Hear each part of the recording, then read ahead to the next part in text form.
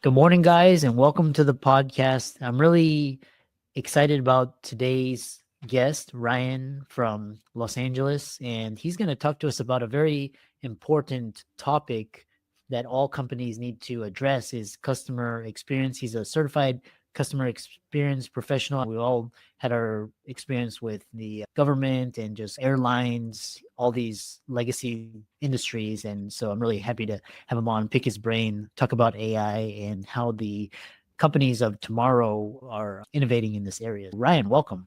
Hey, thanks so much for having me. It's been excited and ready to have this chat. So thanks for having me on. Yeah. And briefly, you're the founder of Typeship CX. What is it? And I'm excited to dive into the conversation. Yeah, of course. Touchpoint CX, we're a boutique consulting firm here in Los Angeles where we help a lot of small and mid-sized businesses with their customer experience strategy.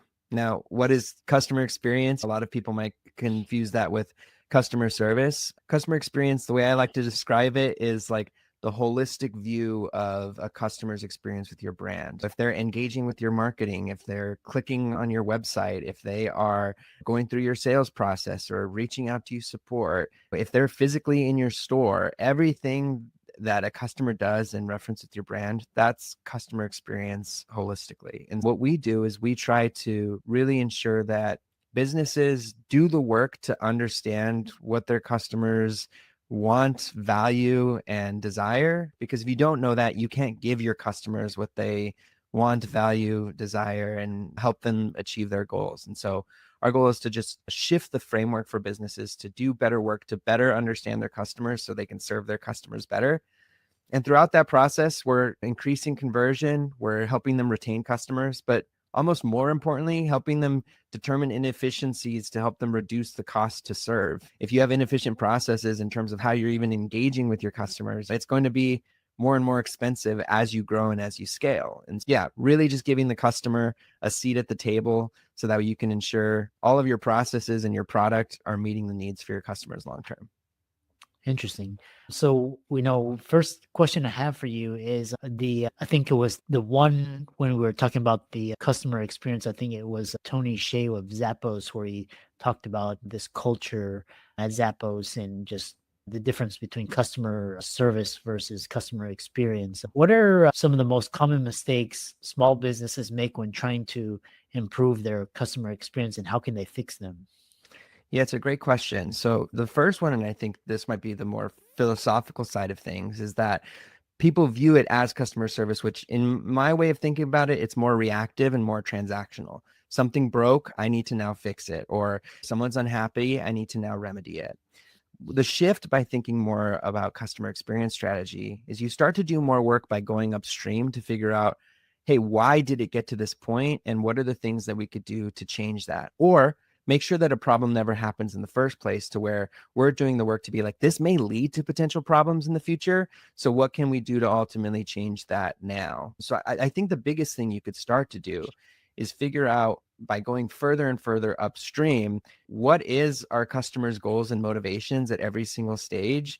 And is our product and our process currently delivering in those areas? And if you're not doing that, it's going to impact you somewhere downstream. So really just shifting to be, I no longer want to be reactive and transactional. I want to be proactive and better understand what are the things that I could do to get ahead of both my product or my processes today to impact things downstream. So I'd say that's the biggest thing that companies can start to do. Oh, interesting. The one of the other questions is just these internal processes and what are some signs that a business's processes are actually hurting their customer experience? Yeah, that's a really great question. There's quite a few different things, right? One is when there's an actual problem, right? Generally, businesses are viewing customer facing sides of their organization, whether that's support or customer service, and they view them as cost centers for their organization, right? We're spending a lot of money to staff this side of this just to solve problems, and it's an expense, right? The real value of our business are the money makers. That's our sales and our marketing teams, because they're actually bringing in the business. The problem with that mindset, though, is not recognizing that your actual support engine and your customer service side of your brand actually is impacting your revenue potential, right? It either keeps them coming back, it leads your customers to be able to be advocates for your brand, which brings you new business. Or if it's earlier in the funnel that they're having a not desirable experience, it generally means that they're probably not converting to become customers with you in the first place. And so to be more specific, I think the biggest thing is your general metrics that you're already looking at are generally indicators that maybe something might be broken in the customer experience. So let's just say, for example, your marketing team's doing a really great job. They're pumping leads into the system and they're not converting. You have a conversion rate of 8% on all your leads that are coming in, or 15%, and you think it should be closer to 50. Some people may look at that and say, marketing isn't giving us the right type of leads. Or they may be saying our sales team is not good at closing leads. And those two things may be true. Your marketing may not be up to snuff, and your sales team may not be the strongest at the things that they're needing to do. However, if you don't actually do the work to then go in and understand what was the customer's experience in this situation, you're not going to actually be able to uncover that there's something broken in there if you're just going off of assumptions. So my goal is always to make sure that we're doing the work to truly understand what is happening with the customer and the customer's experience, as opposed to what do I assume the reason is. And so in that example where people aren't converting, I had a company I was working with. They are a software-based company. I'll keep the name out of it, but they made prospecting software for businesses. And they gave this great free trial where people could come and use their product, and it was amazing, but no one was actually converting to purchase after the free trial. Not nobody, but a very small amount. And now, so they were saying, did we have the wrong leads, the wrong type of people utilizing it? And so when we actually zoomed in and actually gained insights from the people who were utilizing the trial, it wasn't that they didn't like the product. It was that the free trial period was so short, only 14 days, that they couldn't even see the value from the product yet. So if we're talking about prospecting, they can't get anything done in these 14 days. Of course, they're not going to see the value to then be able to pay for the product. So just simply extending the trial length to 45 days, they started to see results, and then ultimately led to them converting and actually purchasing the product. So my biggest thing is, let's give the customer a seat at the table. There are already probably metrics that you're not happy with in your organization, and that's generally something that's broken in your customer experience. So let's zoom in and actually learn, what are the goals and motivations of the customers? What are they saying? And if we're not meeting that, that's probably going to help us solve those other outcomes. Interesting. Moving the conversation forward is, we've, like I alluded to, we've had our fair share of bad experiences with rental cars or airlines or what are a few way of businesses that can improve the customer journey? And if there was one thing that business owners should focus on their customer experience, what would you recommend? Yeah, that's a great question. One of the things that I think of this Henry Ford quote all the time, right? Henry Ford has this quote that a lot of entrepreneurs lately use for the purposes of speaking about innovation. And the quote is like, Henry Ford, who made the automobile and was a legend, had this quote where he said, if I would have asked the people what they wanted, they would have said faster horses. And while that's great for innovators to be like, the people don't know what they want, we need to innovate. I like to think about that quote in a little bit of a different way, which is that the people did know what they want. They just didn't necessarily know how to get there. And so the questions we should have been asking in those circumstances is, why do they want faster horses? What are the things that a faster horse would do? Does it save them time? And if so, why? Does it give them more energy and effort? Or what are the problems that it solves in their lives? And then you still may be able to get to the automobile, right? And you may learn that a faster horse may not actually be the way that they get what they want, but that there's actually a need behind the thing that they're saying. So I do love that quote, but I love it for a different reason. And similar thing, when we think about the airline industry, there's the Southwest, who's just made a big change in their world about like getting rid of their free bag policy and getting rid of open seating and things like that. One of the things that it's going to be a wait to see moment for us, right, in terms of what happens. But one of the things that I think they're ignoring is there's a reason their customers are choosing their brand, right? And so if we were to ask their core customer base, why do you choose Southwest Airlines? The things they might be saying is the stuff that they value is the open seating policy, is the free checked bags. And so one of the things that a business owner can start to leverage is, who is your customer base? And if you may have multiple segmentations of your customer base. If I think Delta Airlines instead of Southwest, for example, they have two major customer bases. Maybe you have your business people who are traveling multiple times per month or multiple times per week even. They have a different set of goals and motivations and values and how they choose their airline that someone who's going on vacation one time a year, taking their whole family to be able to do it. And so how are you better understanding who are your customer bases? It might be multiple. And are your services, or do you have services that cater to each of them? And so that's the biggest thing for me is when you start gaining feedback to better understand your customers, do the extra work to go behind the need. If someone says, I would love an extra checked bag for free, why are they asking for that, right? Is it cost prohibitive? Is it because that the types of customers that you are attracting are generally people who have to carry a bunch of luggage all the time? Better understanding your customers can help you understand what your products and features can be in the future. So for businesses, it's just understand your customers and go that next level deeper to say they're going to be asking for things. They want things to be different about the experience. Why are they asking for it? What impact does it have for them if they ask for it? And so that would be the main advice I'd say. Huh. Interesting. Yeah, that's that you mentioned Southwest. I think they're more or less innovative and more going towards Standard. exactly. Yeah. And it's hard. It's such a tough situation because if their existing policies have made it so that they're not profitable or they're really struggling financially, it's hard not to understand why they would try to make some changes to bring in some cash flow. But I do have to wonder that if you're trying to be more like the other airlines, there's a reason people flock to Southwest, and you are running a huge risk of being able to turn away that customer base, which is your core customer base. So I don't know what research they did. My hope is that they did something that makes them feel like this is the right decision, but it's hard for me to view that as an outside perspective to understand who the Southwest customer has been, that they're going to be attracted to this new line of thinking, which is just like every other airline. Yeah. How can technology improve the customer journey? There's so many tech tools out there. Which one should they choose to support their operations and customer journey? Yeah, it's a great question. I think technology is huge. And specifically with my business at Tight Ship, one of the core elements is how we implement technology to help people have really strong customer experience elements of their organization. That being said, technology doesn't replace fundamental core values, right? If at your core, your company is not customer centric, there's no amount of technology or widgets that we can implement that are going to make you have a better customer experience, right? Maybe there might be incremental improvements, but for the most part, if at a core level, your executive team top down is not thinking, hey, we are here to serve the customer and to do what's best for the customer, no amount of technology is going to do anything. And so I want to start with that.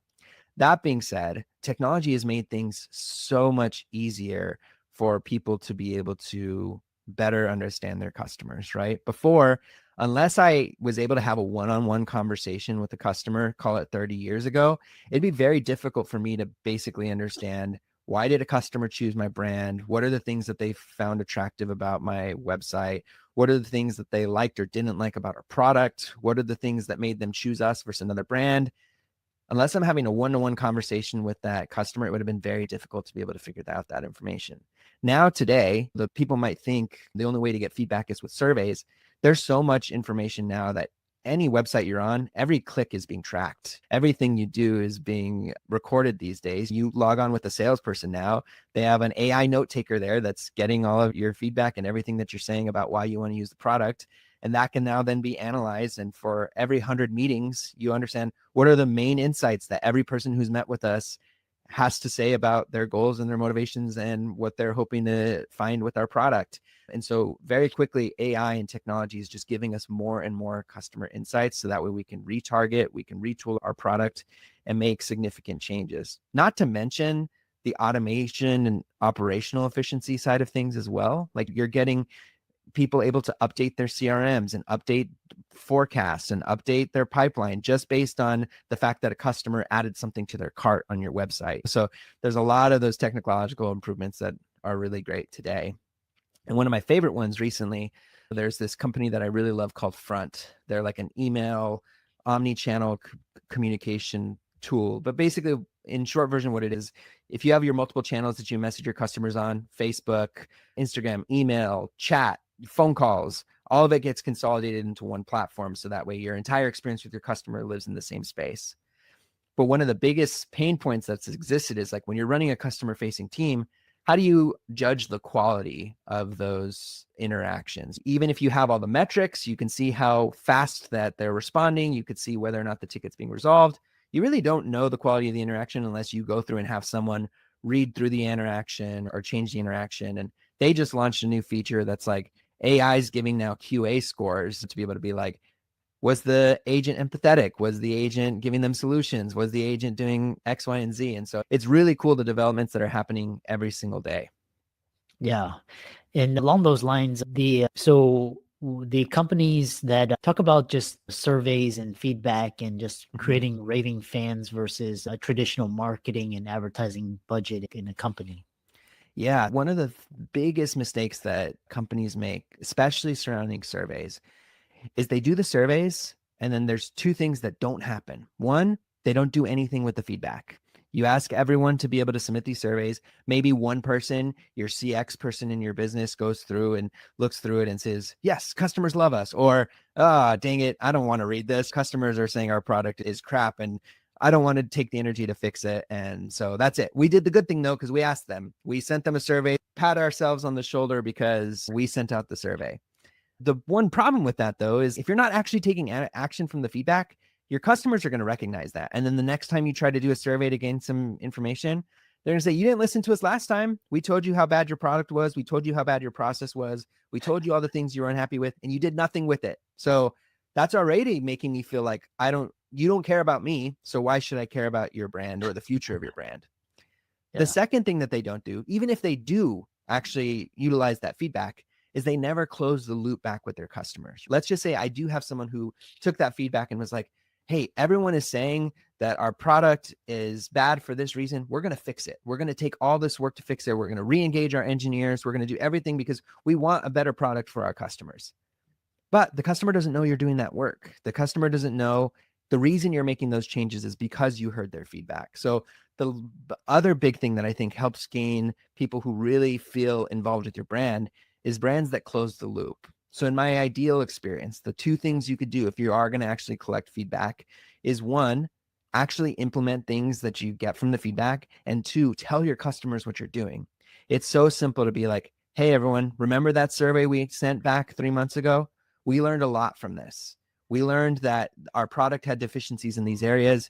You found that working with our team was difficult in these areas. We found that you really love this avenue of our product that we haven't really been pushing that well. We're making all these changes. We're making our product more efficient. We're making our team better trained. And we're going to give you more and more of these features that you're asking for. Thank you for your feedback. We're better because you gave us this feedback. If you close the loop and actually implement those changes, customers are going to take every survey that you send in the future. They're going to feel like they're a part of this journey, and they're going to be advocates for you because they know that, hey, you listen to me, and I'm so excited that I'm helping make a difference. How can people connect with you and follow you and reach out to you if they were inspired or by listening or watching this podcast? Yeah, I'd say the biggest thing is LinkedIn. I'm pretty active on LinkedIn. I post at least once a week, but sometimes 3 to 5 times a week in terms of things that I'm seeing in the customer experience space. So you can follow me on LinkedIn, Ryan, Rael.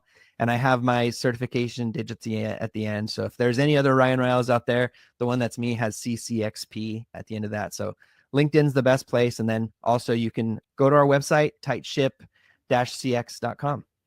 Excellent. Thanks so much for coming on and sharing this invaluable wisdom and guidance, and keep up the great work. Thank you so much. It was such a joy, and